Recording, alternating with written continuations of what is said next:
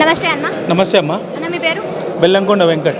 So అన్న, మొన్నటి వరకు ఎలక్షన్స్కి ముందు రేవంత్ రెడ్డి గారు 100 రోజుల్లో 6 గ్యారెంటీలు అమలు చేస్తామని చెప్పేసి అన్నారు. ఇప్పుడేమో ఎంపీ ఎలక్షన్స్లో మళ్ళీ గెలిపిస్తేనే 6 గ్యారెంటీలు అమలు చేస్తామని చెప్పేసి అంటున్నారు. ఇప్పటికే చాలామంది జనాలు ఏంటి అని అంటే సీఎంని నమ్మే పరిస్థితులు ఇప్పుడు లేరు. దానికి మీరేమంటారు? అమ్మ, కాంగ్రెస్ ప్రభుత్వం అంటేనే దొంగ ప్రభుత్వం. ఆయన సీఎం ఎట్లయిండు?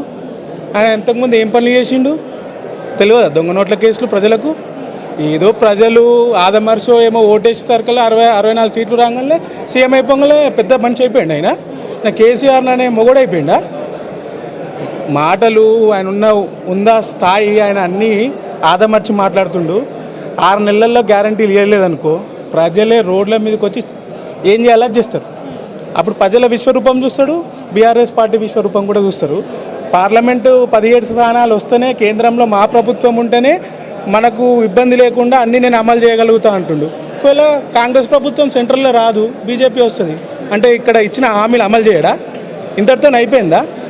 తెలంగాణ ప్రజల్ని వదిలేస్తాడా? తెలంగాణ ప్రజలు అంతా ఊరుకుంటారా? అంటే మేమంతా చేతులు కట్టుకుని ఉన్నామా? దేనికి కూడా సహనం ఉంటుంది. మా పార్టీ అధినాయకత్వం కూడా సహనంతో ఉన్నారు కాబట్టి మేము కూడా ఓపిక భరిస్తున్నాము. ఆయన ఏదో మొన్న మైక్లో మీడియా ముందట రండా మాటలు మాట్లాడుతుండు.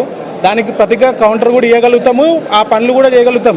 ఉద్యమాలలో లాఠీ దెబ్బలు తిని జైళ్ళల్లో ఉండొచ్చిన వాళ్ళం. మాకు చేతగాక కాదు, మా అధినాయకత్వం సహనం పాటించమన్నది కాబట్టి సహనంతో ఉంటున్నాం. లేకపోతే ప్రజలు ఖచ్చితంగా తిరగబడతారు. ప్రజలకు 6 గ్యారెంటీలు అమలు చేయలేదనుకో వాళ్ళే దింపుతారు గద్దని. మేమెందుకు దింపుతామమ్మా? వాళ్ళు చెప్తారు అప్పుడు ఒక 6 నెలలు ఆగరాదు, చూడు నీ మీడియాలోనే వస్తుంది. రేపు ప్రజల అభిప్రాయాలను తీసుకో, సేకరించు. రేపు ప్రజలు ఏం చేస్తారో వాళ్ళకు కూడా తెలుస్తుంది. సో ఇప్పుడు అన్ని మార్చే ప్రయత్నంలో కూడా ఉన్నారు కదా. ఏదైతే ఇప్పుడు మనకు ఒక సింబల్ అనేది ఉండే కాకతీయ, అది ఒకటి. అమ్మ, అన్ని పనికిరాని పనులు చేస్తుండు. ఎందుకు మారుస్తుండు?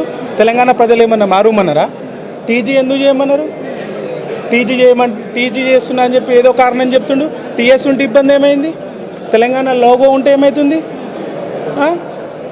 పార్టీ గవర్నమెంట్ స్కూళ్ళల్లో గీతం ఏది వాడుతురు తెలియదా? కేసీఆర్ ప్రభుత్వం నుంచి వాడుతుంది అదే గీతం. ఇప్పుడు కొత్తగా ఏం లేదు. ఈయన ఏదో పేరు చెప్పుకొని డబ్బా కొట్టుకొని చేస్తున్న పనులు తప్ప అంతా ఏం లేదు. ఇవన్నీ మార్చి ఏం ప్రయోజనం? ఫస్ట్ రైతు రుణమాఫీ చేయమని 2 లక్షలు, రైతు బంధు ఏమను ఎటుపోయినాయి? మహిళలకు 2500 వేస్తున్నాడు ఇట్లా పడంగానే. ఎవి 4000 ఏవి? పింఛన్లు ఏవి? వృద్ధాప్య పింఛన్లు ఏవి? విడో పింఛన్లు ఏవి? ఏవి 200 యూనిట్లకే కరెంట్ అన్నాడు. ఏది కరెంటు బిల్లు? కోమటిరెడ్డి వెంకటరెడ్డి ఏమో మైకుల ముందర నా పేరు చెప్పుర్రి రూపాయి బిల్లు, కరెంటు బిల్లు కట్టకుర్రు అంటాడు. ఈయననేమో కరెంటు బిల్లు కట్టించుకుంటాడు. మొన్న రీసెంట్గానే మా కాన్స్టిట్యున్సీ సిద్దిపేటలోనే కరెంటు బిల్లు కట్టమని చెప్పి మమ్మల్ని అడుగుతారు. మరి కోమటిరెడ్డి వెంకటరెడ్డి ఎందుకమ్మో నా పేరు చెప్పమంటున్నాడు 200 యూనిట్లకు? ఎందుకమ్మా అన్ని పిచ్చి మాటలు, పనికిరాని మాటలు? ప్రభుత్వాన్ని రన్ చేసేది ఉంటే ప్రజలకు ఏం చేయాలో ఆలోచించమను. మైకుల ముందట కేసీఆర్ని తిడితే పెద్ద తోపైపోడు, అవి బంద్ చేసుకోమని చెప్పు మీరు రేవంత్ రెడ్డికి. మీరు రేవంత్ రెడ్డి కాదు, మీడియా వాళ్ళందరికీ చెప్పి వాళ్ళని అడగమని చెప్పుర్రి. మీడియానే అడుగుతూ తెలుస్తుంది. ఎందుకు నిన్ను పని చేయమని ఇచ్చినాము, నువ్వు పని చేయమంటే. నర్సు పోస్టులు వేసిందే బీఆర్ఎస్ ప్రభుత్వము. ఎలక్షన్ కోడ్ వల్ల ఆగిపోవడం వల్ల నర్సు పోస్టులను రిలీజ్ చేయలేదు. అవేదో ఎల్బీ స్టేడియంలో మీటింగ్ పెట్టి పత్రాలు ఇస్తుడు.